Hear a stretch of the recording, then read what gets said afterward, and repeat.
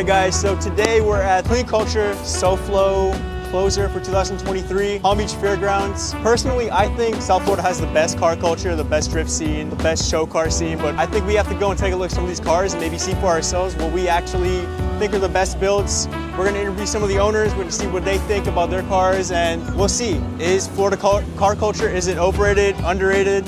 Is it properly rated? And maybe a little bit more. Maybe we're gonna meet some special people. And, you know, come along for the ride, guys. We're gonna have a lot of fun. I can't take no loss. I don't even know what it costs. I hit the ground, then it go off. Yeah, hit the ground, then it go off. Yeah, I can't take no loss. I don't even know what it costs. Yeah, I hit the ground, then it go off. Yeah, hit the ground, then it go off. Yeah, run it. Yeah, I really feel it's my time, think it's my year. Yeah, I really feel it's my time, think it's my year. Yeah, I really feel it's my time, think it's my.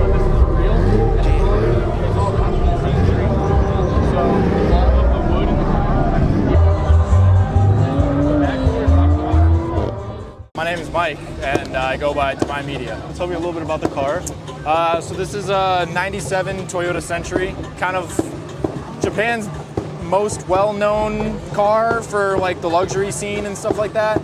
And it's been a car that I've always wanted, just because I've been very big into the VIP culture from Japan.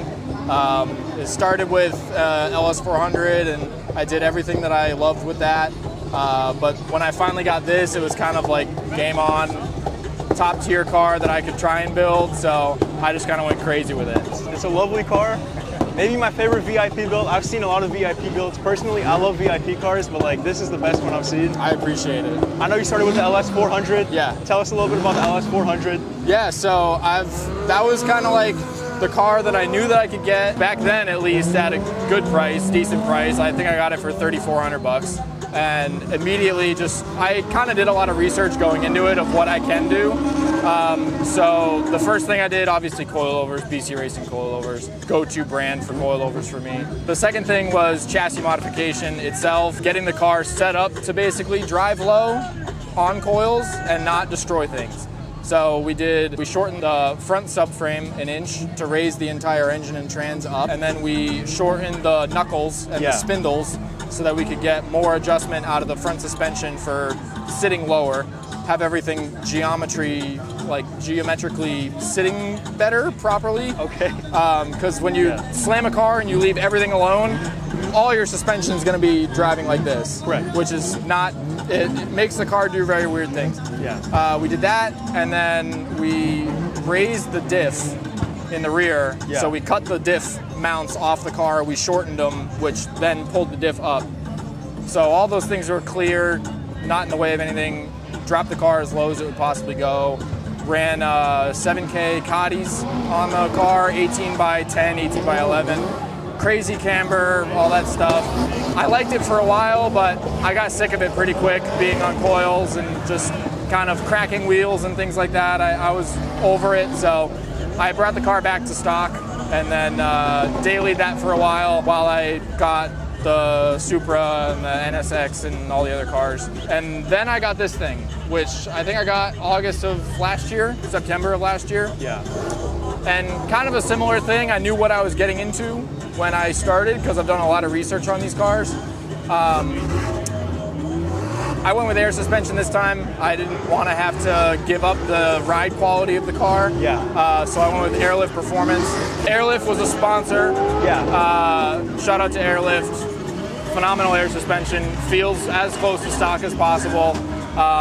We did the same modification that we did to the LS to this thing, except not shortening the subframe or shortening the diff. Okay. We just did the knuckle adjustment. I wanted to do like OEM plus, but plus, and just make the car look like it's still factory, but as clean as I could do it. And it's still an absolutely comfortable ride, right? Yeah, with the airbags. incredibly comfortable. Absolutely. It's slightly stiffer because it's new technology versus old technology and stuff like that. But it feels phenomenal. It's still a boat, rides like a boat. The car actually has a full Junction Produce body kit on it as well. So the front bumper was replaced with their kit. The side skirts were added. I deleted the chrome off the side skirts. The door moldings that go along the doors, those are also Junction Produce. Yeah. The rear bumpers, Junction Produce. Had all of that paint match bodywork to fit as close as possible. And this is kind of the final result, I guess. Got the whole car paint corrected, ceramic coated, and drives like a dream. It looks awesome. That's all I can say. It looks awesome. I appreciate it. You got everything that you wanted, right? Yeah. You can say so? Yeah, absolutely. It's a great I don't know how much more I could do to this. I'm very content I don't think there with is it. much you can do more to this. This is... Besides getting some nice exhaust mufflers in the rear and maybe waking up the V12 a little bit, I'd be okay with that, but I'm definitely content with what I have right now. To the floor, to the couch. Might wake the neighbors up. Break you in and break you out. In the end, we're gonna make the child. So who am I with today? Zach Calvin. Zach Calvin. Yeah. So tell me a little bit about the car. Sure, man. So this is a 2014 Camaro SS. It started its life as just a daily driver.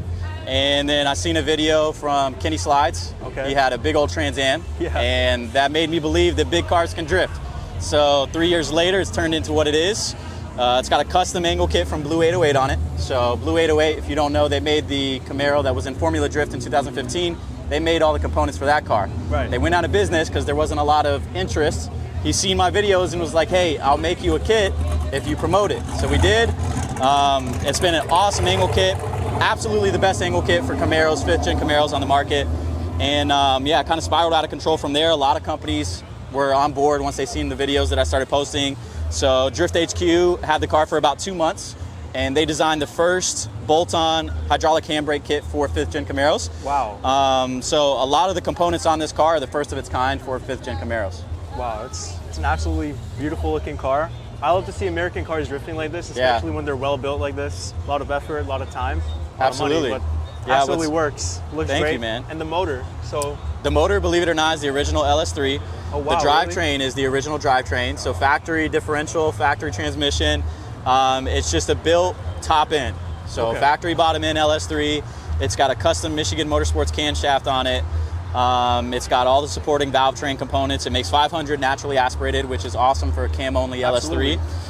It's got a Mantic twin disc, but like I said, everything else is factory. Still has the factory drive shaft, excuse me, and factory differential. So as you can see, it eats pretty well.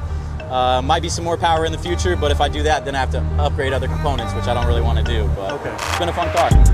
I'm on the sound, hoodie season, back around, no more summer bounce, little squeeze out, squeeze, see the indoors when we're throwing down, oversized jumper over underwear. what's your name? Taylor. Taylor, nice to meet you. Nice to meet you, man. These are already great cars right out of the box. You ain't really got to do much to them to make them comfortable. They're a very balanced car, great beginner car, to all the way expert level. The parts availability is interchangeable. I mean, throwing stock HRs, DEs, they already do it, but if you need to be able to swap to an LS, or 1J, 2J, all the adaptation kits. So it's just a great platform to start basic and work your way up. And it can always get you to expert level. Right. So that's initially why I chose the car, just because there's really no cap for where you could bring the car to. Very well balanced. I mean, this one, for example, is basically your average full bolt-on E85, upgraded injectors, upgraded fuel pumps, everything from your plenum spacers to your intakes, long tube headers, exhaust, your basic full bolt-on E85 kit. And it does wonderful, man. It's wonderful. It has basic suspension mods. I mean, really what you're looking at here is not an extremely angled out aggressive car. I mean, it's still very dailyable for a race car. You don't really need specific mods for these cars. They have really entry-level angle kits to get some minor angle out of it to really help you out. GK Tech in the front arms. I got True Hearts in the rear. Basically just get rid of a lot of the stock stuff, give you a little more adjustability. As long as you can get minor adjustability, the cars are so well balanced that they do a lot of the work themselves. Supporting mods, really you just go as you progress. Bolt on after bolt on, man, just get it to a full package. Who knew I would make it this far? They hated, they never believe me. Yeah, I would never drop the ball, I know I make it look easy. Yeah, Mayweather with the defense. I don't care what a critic gotta say, I got them picking up the pieces. I'm Miguel. All right, so tell me a little bit more about the Suzuki Samurai. This is a 1986 Suzuki Samurai, swapped with a 13V rotary engine from a Mazda RX-7. It no longer has the original factory motor. It's capable of about 700 horses, and essentially, you know, it could put down some pretty aggressive power. Yeah. It's got a lot of sentimental value. It used to be my father's when I was a kid. He sold it back in about 2005, I want to say. I was a teenager at the time, so I didn't have that kind of money to obviously make that decision. So he sold it. Fast forward, during the pandemic, I sold my project. I had an E30 convertible, flipped it. I got me cash in hand, got a hold of the car, bought the car right back, and now I got my dad's whole project. So it's in the family again. So it's got a little like sentimental value to it, right? A lot of sentimental value for sure. It's a great build. Is it currently? What do you currently do with it? Is it a show car? Is it a drag car? To answer your question, yes. It's kind of a little bit of both. We have done some test passes, nothing official. I don't have any sort of record to, demonstrate what it does on a quarter mile right now. We are prepping it to, take it back, either do 8 mile racing, quarter mile racing, specifically drag racing, obviously. But nothing official. We're just getting to know the car again. The previous owner, he put a bigger turbo in it. It's got a 70 millimeter Bore Wagner turbo, which is a lot of power. So it's a big, big turbo. But like I said, I mean, we like to just do events like this. The car shows is really more of our thing. It's a little safer. When you're on that drag strip, you got to make sure that car is straight. These cars are not capable of that. You know what I'm saying? They love to wiggle. So it's fun. It's fun. Yeah. Well, it's a great build. Thank you, man. It's got a lot of value to you. Yes, sir. Yes, sir. Thank you so much. Of course, I got you, man. Absolutely.